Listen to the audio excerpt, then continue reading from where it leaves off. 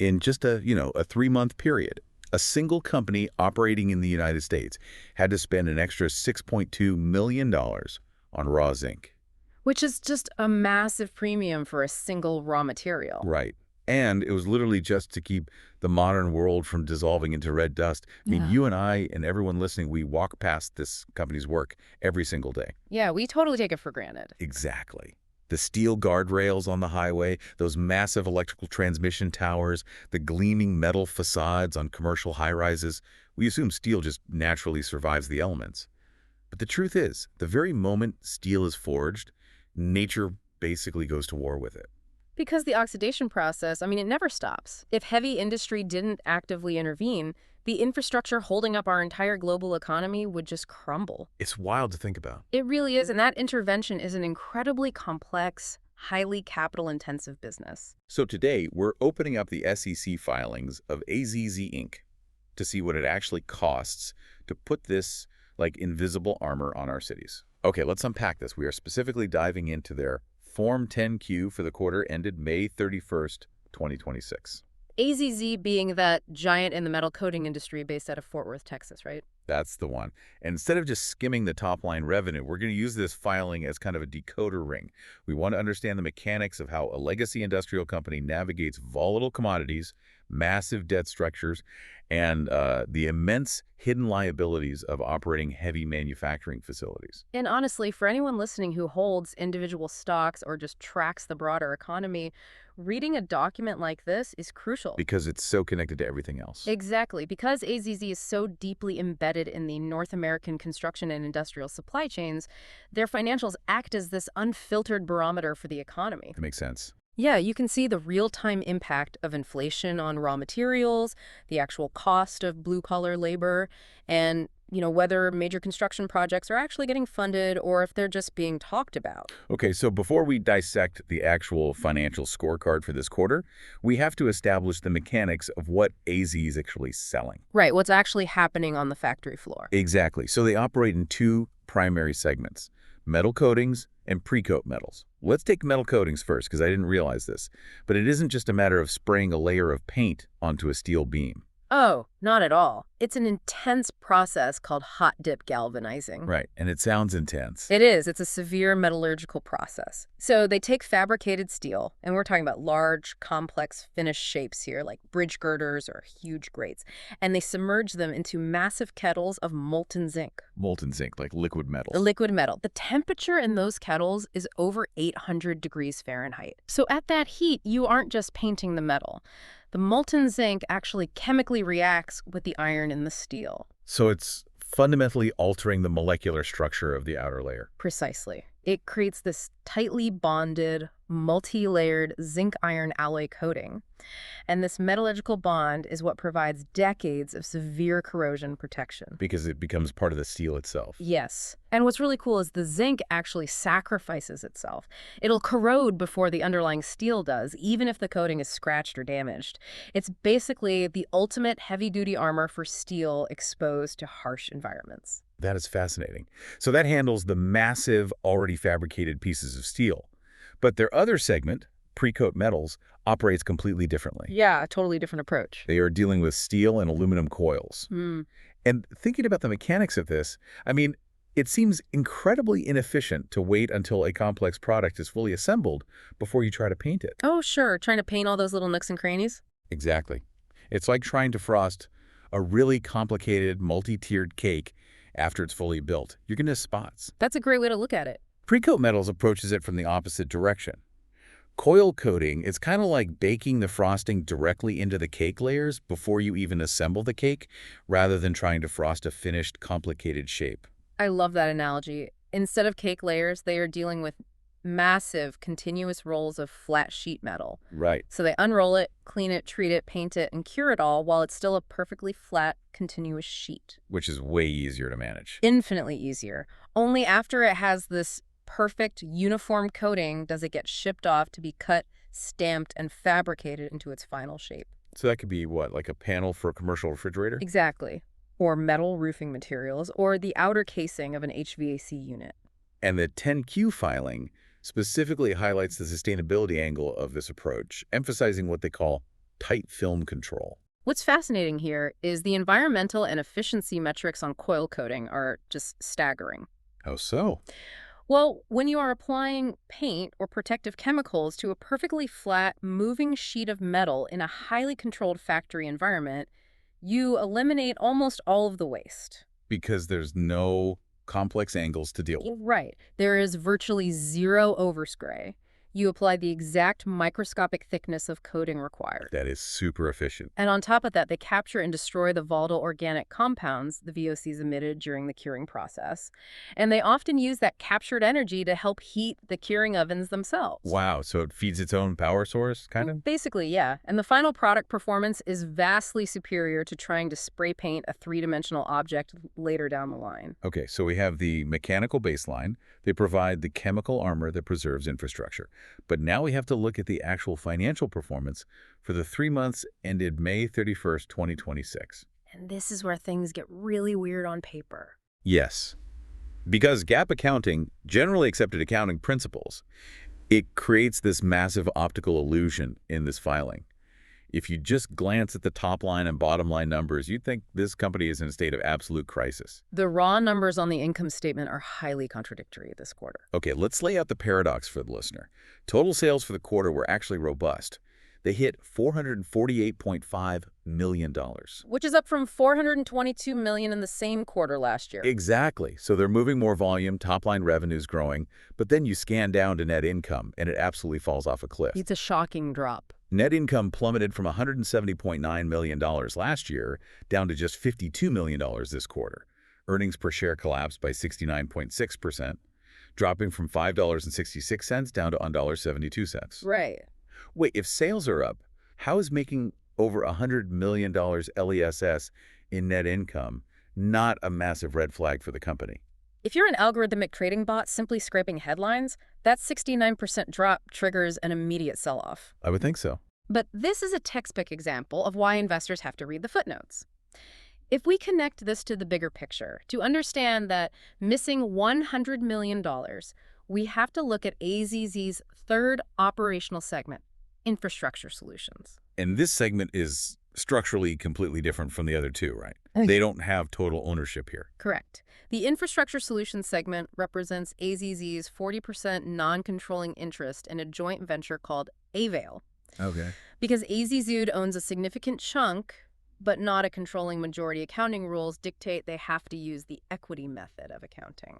Okay, let's break down the mechanics of the equity method because it explains the whole illusion on the income statement. Right. So under the equity method, AZZ doesn't consolidate Avail's total revenue into their own top-line sales. Because they don't own the whole thing. Exactly. Instead, AZZ calculates their 40% slice of Avail's bottom-line profit, and they just drop that single number onto their own income statement as a line item called equity in earnings. And that single line item is where the ghost of last year's balance sheet is hiding. Yes. In the first quarter of the prior year, early fiscal 2026, the AVAIL joint venture executed a massive strategic sale. They sold off their electrical products group to a company called nVent Electric Palak. So a massive one-time liquidation of an asset within that joint venture. A huge asset. That sale resulted in AVAIL distributing a ton of cash back to its owners. AZZ received a one-time cash distribution of $273.2 million. Okay, wow. Now, because that payout was vastly larger than the actual carrying value of AZZ's investment in AVAIL, accounting rules required AZ to record the excess as earnings. Oh, I see where this is going. So in last year's Q1, AZZ was forced to recognize an astronomical $165.8 million in equity in earnings. That entirely explains the paradox. The $170.9 million in net income from last year was a total anomaly. Exactly. It wasn't derived from hot dip, galvanizing more steel, or coating more coils. It was artificially inflated by a one-time structural windfall. And so fast forward to the current quarter ending May 31st, 2026, and that windfall is just gone. Yep. Without a massive subsidiary sale to prop it up, the equity and earnings from AVAIL just normalized. It dropped from that inflated $173.5 million down to just $500,000. So that 69% drop in earnings per share isn't a crash at all. It's just a return to baseline. Exactly. In fact, if we strip out the AVAIL joint venture completely and isolate the core consolidated operating income, the actual profit from their metal coatings and pre-coat operations, that core operating income actually rose 10.8% to $77 million. So the core business isn't failing, it is actively expanding. Which brings us to the operational reality of how they're expanding in such a tough inflationary environment. Because running heavy manufacturing right now requires navigating immense cost pressures. Oh, absolutely. Here's where it gets really interesting.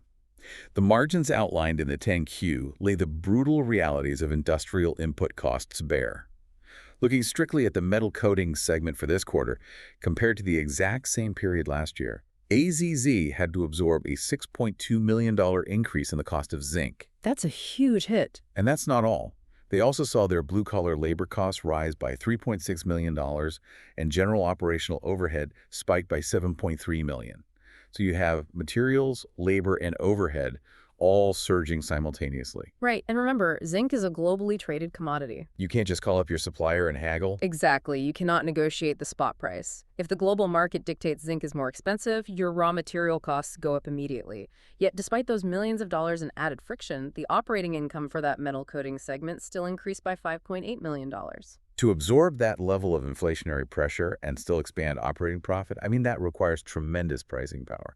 They have to be passing those costs directly to the consumer. They absolutely are. The 10Q explicitly notes their success in implementing price increases to offset these inflationary pressures. How do they get away with that without losing customers? Well, because hot dip galvanizing is usually an essential specified requirement for most municipal and commercial projects. AZZ isn't selling a discretionary luxury. If a construction firm is contracted to build a highway overpass, the engineering specs legally require galvanized steel, so AZZ's contracts are structured to allow for dynamic pass-throughs. Oh, so when the commodities market drives the price of zinc up, AZZ just scales up the invoice for the end consumer. Precisely. They preserve their margin by pushing the inflationary burden down the supply chain. But they aren't just relying on contract leverage to grow. They're also executing significant capital expenditures to expand their geographic footprint. Right, they're actively buying and building. The filing details the acquisition of a privately held company in Ohio called Canton Galvanizing for $30.1 million. That acquisition from July 2025 is a classic bolt-on strategy. What does that mean practically? Basically, instead of spending years permitting and building a brand new facility in the Midwest from scratch, they just deploy $30 million to immediately buy existing capacity and an established customer base in a crucial geographical region. That makes a lot of sense. However, they aren't afraid to build from scratch when they need to. In the pre-coat metals segment, they have been managing the construction of a brand new greenfield aluminum coil coating facility in Washington, Missouri. And building a massive industrial plant from the dirt up is a massive drain on corporate cash flow. I can imagine you're pouring hundreds of millions of dollars into contractors and equipment, and it generates absolutely zero revenue for years. Exactly. Not to mention the accounting mechanics of the debt required to build it. Right. During the construction phase of a major capital project like this, a company will typically use what's called capitalized interest. How does that work? Well, instead of expensing the interest on the construction loans immediately on the income statement, which would completely crush their quarterly earnings, they add that interest cost to the total value of the asset on the balance sheet. But the filing reveals a critical transition point for this Missouri facility. It has officially been placed in service, it's successfully ramping up production, and it is now generating real revenue. And the moment the factory goes online, that capitalized interest phase ends. Right. It shifts from being a capital sinkhole to a cash-generating engine. And this transition is just vital for a company that relies as heavily on debt as they do. And that perfectly bridges us to the balance sheet. Because building new plants and buying up competitors in Ohio for $30 million, that requires a massive amount of leverage. Heavy industry is fundamentally a debt-driven enterprise. It is. And AZZ manages a highly complex debt structure. The filing shows they are currently carrying $515 million in gross debt. $500 million. Yeah. The composition of that debt is fascinating, too. The bulk of it is a $335 million term loan B. Which are typically syndicated institutional loans. Right. And they're characterized by floating interest rates, which makes them highly sensitive to the broader macroeconomic rate environment. But they also utilize a $150 million receivables securitization facility. And that facility is just a brilliant piece of corporate treasury management. Break that down for us, because rather than waiting 30, 60, or 90 days for their construction customers to actually pay their All invoices. right, they don't just sit around waiting. AZZ bundles those accounts receivable, the IOUs from their customers, and transfers them into a special purpose entity. Okay. They then use that entity as collateral to secure a line of credit from a bank. So they are essentially trading future promised cash for immediate liquidity today. Exactly. It allows them to fund daily operations without tapping into more expensive long-term debt. It just unlocks their working capital. But honestly, the most impressive financial engineering in this entire 10Q is what they achieved with their interest expenses. It really is. This is the number that jumps right off the page. As we said, they're holding over $500 million in debt. Yet their quarterly interest expense plummeted from $18.6 million in the prior year quarter down to just $11.3 million this quarter. That is a massive drop. How does a company shave over $7 million off its interest expense in just 3 months? That requires some major structural renegotiation. It does. They executed a massive amendment to their 2022 credit agreement on May 7, 2026.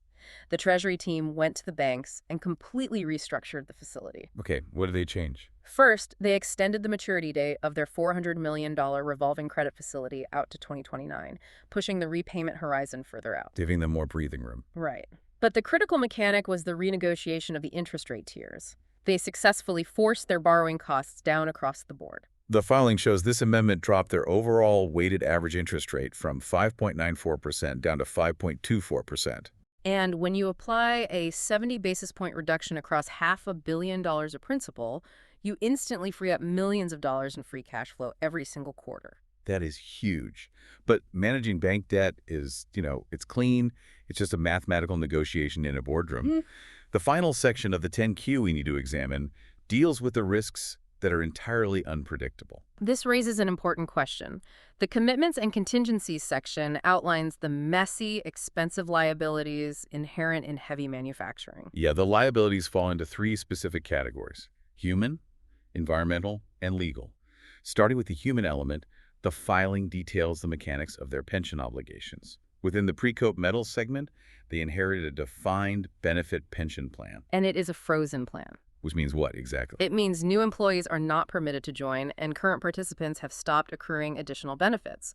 But, and this is key, the company remains legally obligated to fund the benefits that were already earned before the plan was frozen. AZZ is actually in the complex process of officially terminating this plan, right? Transitioning the obligations into lump sum payouts and purchased annuities. Yeah, and terminating a pension requires navigating stringent oversight from the IRS and the Pension Benefit Guaranty Corporation. The filing says they anticipate this administrative unwinding will take until the end of fiscal 2028. But in the meantime, the balance sheet carries a $13.7 million underfunded obligation for this plan. That is a hard, very real liability. And equally real are the environmental liabilities. Oh, for sure. You cannot operate industrial facilities utilizing protective paints, chemical treatments, and vats of molten zinc for decades without leaving an environmental footprint. It's just the reality of the industry. Right. The EPA and state environmental agencies mandate strict compliance for soil and groundwater contamination. And the 10Q is very transparent here. AZZ carries a dedicated $17.4 million reserve specifically for environmental remediation, which is earmarked for ongoing site investigations, monitoring, and the physical cleanup of legacy locations. It is basically the unavoidable toll of operating in the chemical preservation space. But the most volatile contingency on their books involves the courtroom. Oh man, the legal disclosures read like a corporate thriller. You really do. The filing details this prolonged battle with a company called Southeast Texas Industries, or STI. Back in 2023, a trial court entered a devastating final judgment against AZZ. Right, awarding STI $4.5 million in actual damages for breach of contract, plus an additional $1 million in attorney fees. And when you suffer a trial judgment like that, the financial pain is immediate. To even appeal the decision, AZZ was forced to purchase a supersedeas bond. Which is essentially a massive insurance policy. You have to buy it to guarantee to the court that you can actually pay the judgment if you end up losing the appeal. So it ties up capital and incurs premium costs. But their appellate strategy paid off immensely. On April 9, 2026, the Beaumont Court of Appeals stepped in, completely reversed the trial court, and ruled there was absolutely insufficient evidence to support the breach of contract. Well, right. They declare that STI shall take nothing. Wiping out a $5.5 million judgment on appeal is a massive victory for their general counsel. Huge. However, the mechanics of the Texas legal system dictate that STI still has a window to petition the Supreme Court of Texas for a review. Ah, so it's not totally over. Exactly. Because that appellate window is still open, AZZ is employing highly conservative accounting. They have retained that $5.5 million legal accrual on their balance sheet. Makes sense. They are not recognizing the financial victory until the Supreme Court either declines the petition or rules in their favor. It is a very prudent move, especially considering the 10Q reveals a brand new legal threat. Right on the heels of the last one. Literally. On May 1st, 2026, Kaiser Aluminum Warwick LLC filed a lawsuit against AZZ in Delaware, alleging breach of contract and warranty issues. The corporate legal treadmill just never stops. Never. The filing notes, this new lawsuit is in its infancy, making it impossible to estimate a potential financial loss right now. But AZZ intends to aggressively assert counterclaims. Preserving the physical world clearly requires a small army of lawyers to preserve the corporate world. Yeah, taking a step back from the granular mechanics of supersedias, bonds, and spot zinc prices, this 10Q just reveals a masterclass in industrial agility. So what does this all mean? The core takeaway for you listening is how effectively AZZ navigates the contradictions of the modern economy. Absolutely. They absorb millions in sudden inflationary cost by leveraging impenetrable pricing power. They manage the massive capital drain of building greenfield plants by aggressively restructuring their debt facilities to slash interest expenses. And they do it all while navigating those GAAP accounting illusions that completely obscure their underlying health from casual observers. They are the ultimate behind-the-scenes operator. The longevity of our physical infrastructure relies entirely on the metallurgical bonds and tight film controls executed inside these massive debt-financed factories. It is a profound reminder that while the global economy is increasingly obsessed with, software margins and artificial intelligence, the physical world is still bound by the relentless laws of chemistry and decay. Which raises an entirely new question for the future. As climate change accelerates, bringing higher global humidity, rising sea levels, increasingly extreme weather patterns, the natural corrosion of our steel infrastructure is only going to accelerate. The war against rust is about to become significantly more intense. Exactly. So are legacy industrial companies like AZZ quietly positioning themselves to become the ultimate climate defense stocks of the next decade? It is a fascinating proposition to think about. If the elements become more hostile, the invisible shield protecting our cities becomes infinitely more valuable. The demand for industrial preservation is only going to scale. Thanks for joining us on this deep dive into the hidden mechanics of heavy industry. We will catch you next time.